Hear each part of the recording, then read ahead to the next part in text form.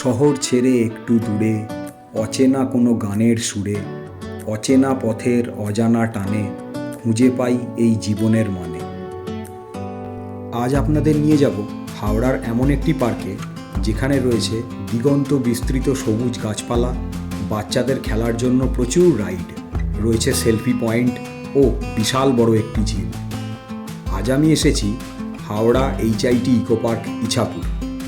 এই পার্ক সংক্রান্ত যাবতীয় তথ্য, কিভাবে আসবেন, কি দেখবেন, পার্কের সময়, এন্ট্রি ফি, এই সমস্ত কিছু থাকবে এই ভিডিওটি।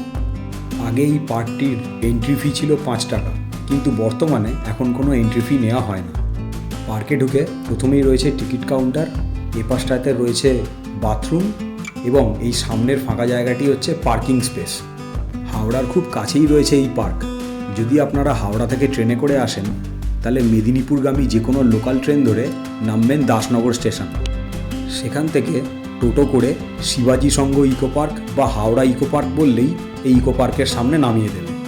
ট্রেনে আপনারা সাঁতরাগাছি বা রামরাজাতলা স্টেশন হয়েও এখানে আসতে পারেন, তবে সুবিধা হবে দাসনগর স্টেশনে নামবে। আর যদি হাওড়া থেকে বাসে করে আসেন, তাহলে 72 নম্বর বাস ধরলে এই ইকো পার্কের সামনে আপনাকে নামিয়ে দেবে। ডুমুরজলা ঝিলের পাশ দিয়ে এই যে ওয়াকটা রয়েছে, এই জায়গাটা খুবই সুন্দর। এখানে অনেক বসার জায়গাও আছে। আর এইখানটায় রয়েছে অনেকগুলো সোলার প্যানেলের স্ট্যান্ড। ঝিলের ফুরফুরে হাওয়ায় কিছুক্ষণ সময় কাটানোর জন্য এটি একটি আদর্শ জায়গা।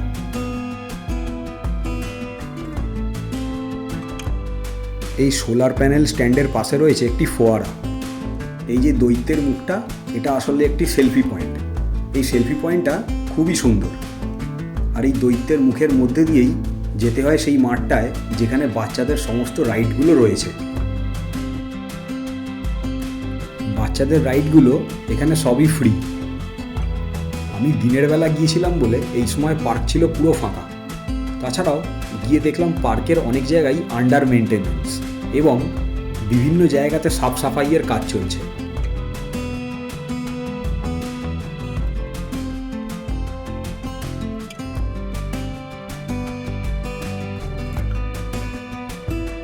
এখানে রয়েছে আরও একটি প্লেগ্রাউন্ড। এই রাইডগুলোতে বাড়ির বাচ্চাদের নিয়ে এলে তারা ভীষণ মজা করবে।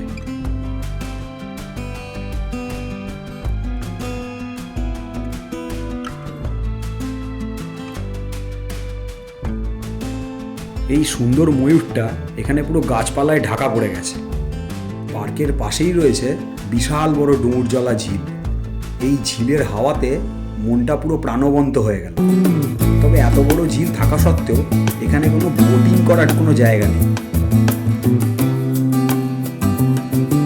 ঝিলের পাশ দিয়ে এই যে লম্বা ওয়াকটা রয়েছে, এই ওয়াকটা দুর্দান্ত।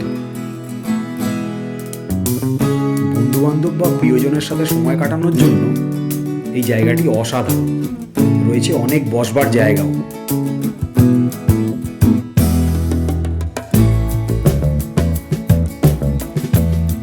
এই পাশটায় রয়েছে কতগুলো ফুলের বাগান। দেখতেই পাচ্ছ এই সাইডটা পুরো আগাছায় ভরে গেছে। আমি যখন গিয়েছিলাম তখন দেখলাম যে অনেক মালি এখানে সাফ সাফাইয়ের কাজ করছে।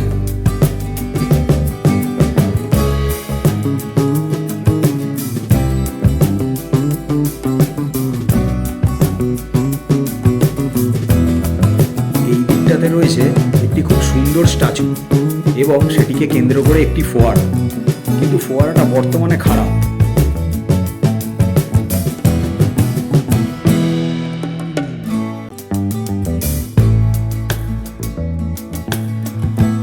এই দিকটা হলো পার্কের একদম শেষ প্রান্ত। এই জায়গায় অনেক বড় বড় গাছ রয়েছে। এখানে একটি খুব সুন্দর বট গাছ দেখেছিল। আমার আজকের ভিডিওটি এই পর্যন্ত। দেখা হবে পরবর্তী কোনো ভিডিও।